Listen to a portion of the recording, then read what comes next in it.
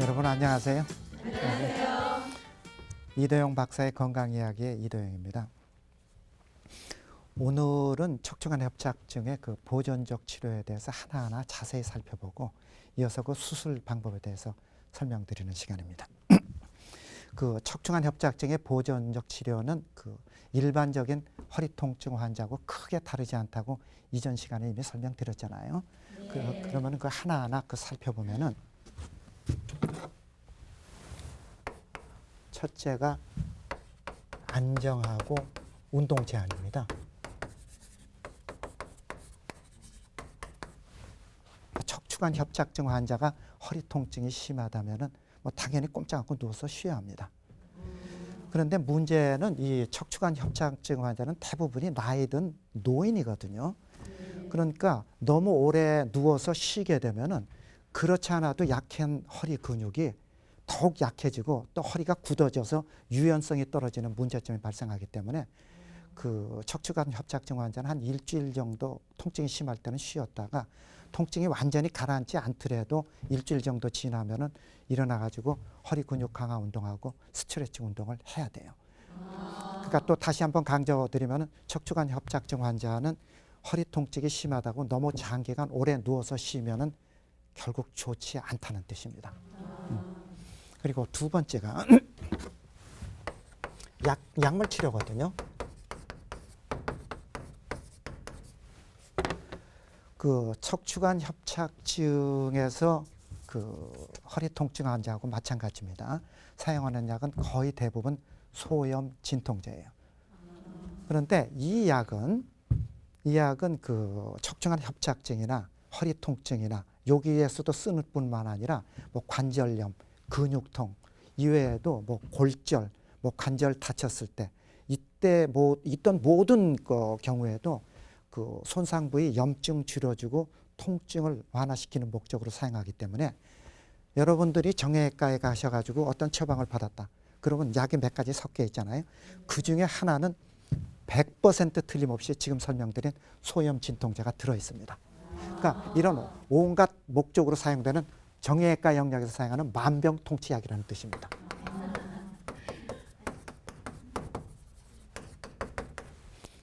많죠. 뭐 낙센, 셀레브렉스, 모빅, 뭐 전부 소염 진통제거든요. 그러니까는 이외에도 그 약이 그 정형외과 쓰는 약을 보면 몇 가지가 섞여 있는데 뭐 허리 아프거나 협착증 환자에 그 외에도 경직된 허리 근육을 풀어주기 위해서 근육 이완제도 쓰기도 하거든요. 여기에 뭐 소화제 섞고 되게 이런 약들입니다.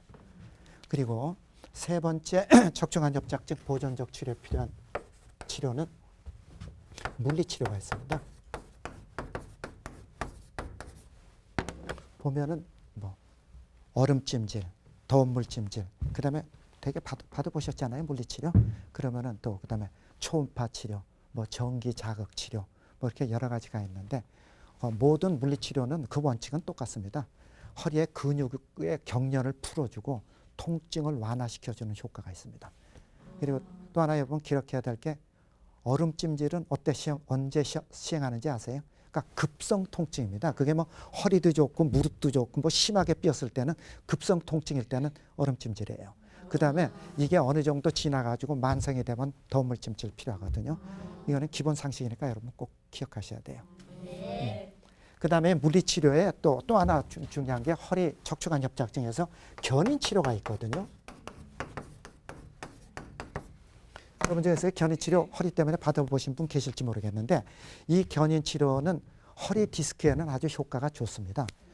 근데 문제는 척추관 협착증은 그 발생 원인이 허리의 불안정 때문에 나타나는 질환이거든요. 그러니까 이런 상태에서 허리 견인을 시행하면 그렇지 않아도 불안정한 허리에 무리가 발생하게 됩니다. 그러니까 증상이 되레 나빠져요. 증상이. 그러니까 실제로 허리 디스크 환자가 허리 견인 치료한 후에 허리가 통증이 더 심해져서 허리 제대로 펴지도 못한다고 고생하는 사람은 실제 주위에서 보거든요. 근데 왜 그런 일이 벌어지냐면은 그런 분들은 실제는 허리 디스크가 아니고 척추관 협착증 환자인데 허리 디스크라고 잘못 판단해서 허리 견인 치료하면 그런 일이 벌어지는 겁니다. 그러니까는 이 얘기를 깎으려면 여러분들이 허리 디스크라고 진단받아가지고 허리 견인했는데 할 때마다 허리가 더 영 불편해 죽겠다. 그러면 척추관 협착증을 일단은 의심해야 된다는 뜻입니다. 그 다음에 네 번째 치료로 보조기 착용이 있거든요. 이 보조기는 알죠? 뭐 허리가 아플 때, 뭐 디스크 때 많이 착용합니다. 그러니까는 이 보조기를 착용하면 그 원리가 허리를 움직이지 않게 딱 붙들어 매니까 허리 통증이 없어지죠. 통증 좋아집니다. 근데 이 보조기 착용의 문제점이 뭐냐면은 급성 허리 통증에는 효과 좋아요. 근데 오래 사용하면 어떻게 되겠어요? 이게 딱 붙들어 매니까 허리 근육을 제대로 쓰지를 못하잖아요. 그러니까 허리 근육이 점점 약해져요. 그렇게 되니까는 약해진 허리 근육 때문에 또 허리 통증이 더 악화되는 문제점이 생기거든요. 그래서 그 척추관 협착증이든 하여튼 그 허리에 어떤 질환이 있든 간에 보조기는 너무 장기간 오래 사용하는 거는 좋지 않습니다. 그러니까 근데 일반 분들이 자꾸 그 조금만 이상하면 자꾸 보조기 자꾸 착용하려고 그러는데 그거는 가능하면 피해야 됩니다. 그 다음에 다섯 번째로 운동 치료가 있죠.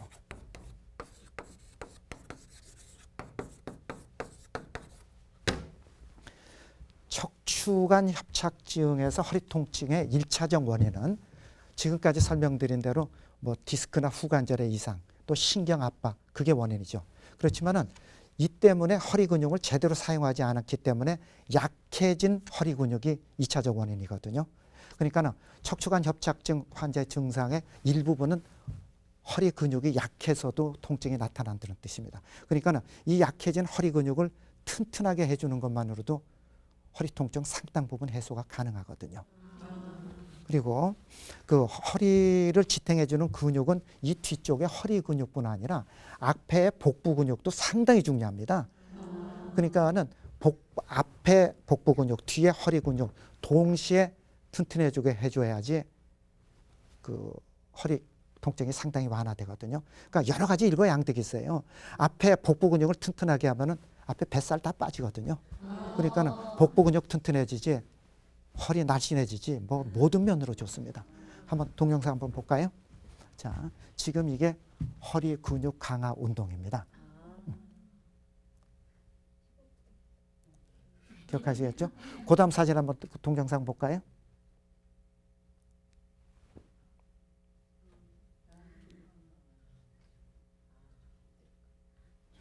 자, 지금 보셨죠? 그런데 여러분들이 주의해야 할 사항이 있습니다. 허리 운동해라. 그렇게 되면은 생전 운동은 담 싸가지고 아무 운동도 안 해본 분인데 갑자기 하루에 1시간, 2시간씩 하거든요. 그러면 뭐 그거는 뭐 멀쩡한 사람도 허리 무리 발생 안 할 수가 없습니다. 그러니까 운동하고 나서 허리가 더 아파졌다, 더 힘들다. 그런 분들이 있어요. 그럼 물론 다른 원인도 있지만은 허리 근육은 엄청 약해져 있는데 갑자기 그냥 근육을 너무 무리하게 해가지고 그런 문제가 발생할 수 있기 때문에 허리 근육 강화 운동을 하시려고 그러면은 조금씩 스텝 바이 스텝으로 운동을 조금씩 운동량을 늘려가야지 갑자기 하루에 1시간, 2시간씩 하는 거는 좋지 않습니다. 그리고 또 하나는 튼튼한 허리를 만들기 위해서는 지금 설명드린 허리 근육 강화 운동과 더불어서 그거하고 더 중요한 게 뭐냐면은 허리의 유연성을 증가시켜주는 스트레칭입니다.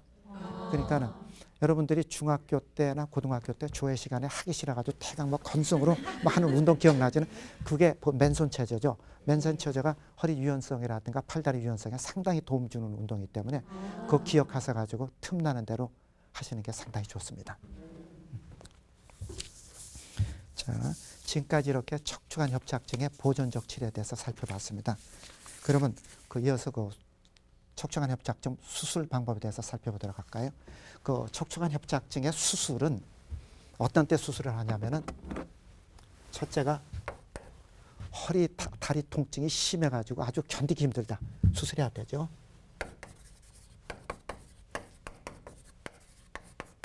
두 번째가 다리 힘이 점점 약해지고 그 다음에 그 아주 거북하고 이상해가지고 100m도 걷지 못하고 가다가 주저앉아서 자꾸 쉬는 일이 발생한다.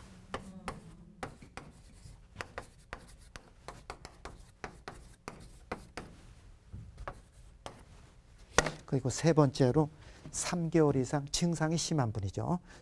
증상이 심한 분이 3개월 이상 보존적 치료를 해더라도 하나도 증상이 좋아지지 않아 가지고서는 진짜 생활하기 힘들다.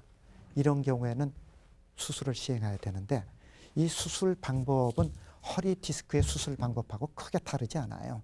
그러니까 허리 디스크 수술이나 척추관 협착증 보존적 죄송합니다. 척추관 협착증 수술을 한번 설명 들어보면은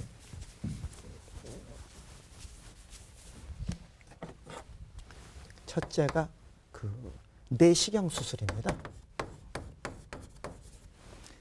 그 허리를 째지 않고 구멍을 뚫고 내시경을 집어넣어 가지고 그 내시경을 통해 가지고 그 삐져나온 디스크하고 두꺼워진 인대를 재개하는 거거든요. 그리고 두 번째가 현미경 수술입니다. 현미경이라는 게 여러분들이 알고 있는 그런 현미경이 아니라 수술 현미경이 따로 있어요. 그러니까 여러분들이 알고 있는 현미경은 뭐 100배, 1000배, 10,000배 이렇게 확대하는 건데 수술 현미경은 보통 5배, 10배, 15배 확대하는 거 있거든요. 그러니까 조직을 확실히 해보면서 미세 현미경 수술이 있고 세 번째가 디스크 마디를 고정해주는 고정 수술이 있어요. 그런데 허리 디스크나 척추관 협착증은 이게 수술 방법은 큰 차이가 없는데 두 질환은 서로 주로 사용하는 수술 방법이 달라요. 주로 사용하는. 그럼 어떻게 다르냐? 그러면 허리 디스크는 허리뼈 사이에 디스크가 튀어나와서 신경을 압박했잖아요. 그러니까는 삐져나온 디스크만 제거하면 돼요. 그러니까 비교적 간단하거든요. 그렇기 때문에 내시경 수술이나 수술 현미경을 이용하는 현미경 수술이 일반적으로 사용하는 수술 방법이고 척추관 협착증 환자는 그 수도 파이프를 오래 사용하면 그 물때 끼고 녹슬어서 그 구멍이 좁아진다 그랬잖아요. 그러니까 똑같은 이유로 척추관 협착증은 그 척추관의 구멍이 좁아져서 발생했기 때문에 그 좁아진 구멍을 이렇게 광범위하게 절제해 가지고 그 넓이를 원래대로 넓혀줘야 됩니다. 그렇게 되니까 간단하게 얘기하면 그림 아주 쉽게 얘기해 보면 허리뼈가 있고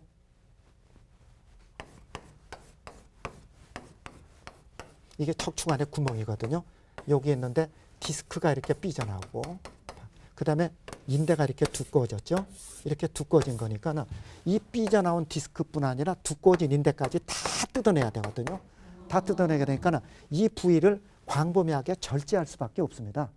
이 부위를 이렇게 광범위하게 절제해가지고 이 좁아진 구멍을 원래대로 넓혀주니까 그렇게 되면 어떤 일이 벌어지냐면 그렇지 않아도 척추관 협착증은 불안정 때문에 문제가 발생하는데 그렇지 않아도 불안정한 부위를 이 뒤에를 다 뜯어내면은 더 불안정해질 수밖에 없거든요. 그러니까 할 수 없이 그 수술한 부위를 단단하게 고정할 수밖에 없어요. 고정할 수밖에 없어요.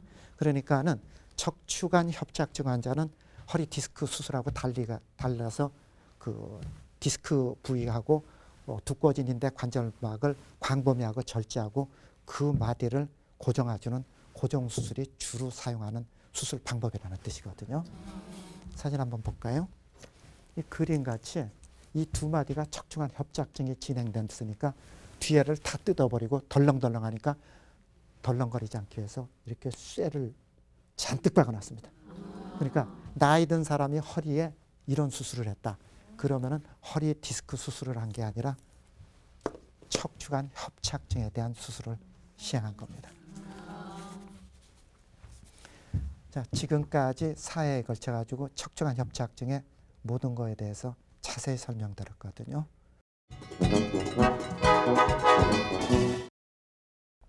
무릎이 아프면서 허리까지 통증이 심해졌는데 이유가 뭔지요?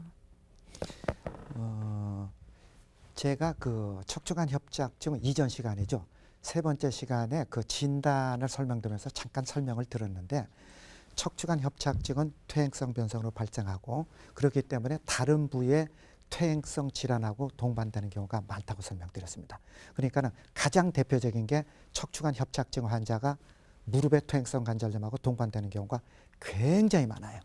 굉장히 많아요. 그래서 어떤 분은 제가 봐도 분명히 다리가 저리고 당기는 게 척추관 협착증이라고 해서 척추관 협착증을 수술을 했는데도 그래도 무릎이 통증이 계속 있어가지고 좋아지지 않아서 무릎에 인공관절 수술까지 동시에 하는 경우도 심심찮게 있습니다. 그러니까는 이렇게 척추관 협착증이 다리가 땡기고 저린 현상이 무릎의 퇴행성 관절염하고 정확하게 증상은 일치하지 않지만은 증상이 상당히 유사합니다. 그렇기 때문에 병은 분명히 다른 질환이지만은 증상이 유사점이 있기 때문에 자꾸 어떤 분은 무릎이 아픈 것도 척추관 협착증이라고 얘기할 수는 있어요. 그렇지만 실제로는 다른 병입니다. 다른 병입니다. 네. 그럼 또 그다음 질문 있으면 계신가요? 운동을 심하게 해도 척추관 협착증에 걸리나요? 조금 좀 다른 이야기인데 가령 예를 들어서 관절염 자체는 정도를 이상으로 심한 운동을 하면 무리가 발생합니다. 그러니까 예를 들어서 그 무릎의 퇴행성 관절염이 심하다. 그런 분들이 운동하는 게 좋다 그러니까는 그 러닝머신에서 달리기를 하면은 무릎이 더 붓고 점점 아파지거든요. 그러니까는 운동은 관절염 환자가 적당한 운동은 반드시 필요하지만은 정도를 넘었으면은 되레 안 좋아요. 그러면은 척추관 협착증도 똑같은 원리가 작용되거든요. 척추관 협착증은 발생 원리가 보면은 디스크가 퇴행성 변성이 일어나서 문제 생기고 뒤에 후관절도 퇴행성 변성이 생겨서 문제가 생겼다고 말씀드렸죠. 그런데 후관절이라는 척추의 관절은 일반적인 무릎이나 손가락 관절하고 똑같습니다. 그러니까 후관절에 문제가 생겼다. 그러면은 후관절에 퇴행성 변화가 생긴 퇴행성 관절염하고 거의 동일 현상이거든요. 그러니까 이런 분이 너무 심하게 허리에 무리한 운동을 했다.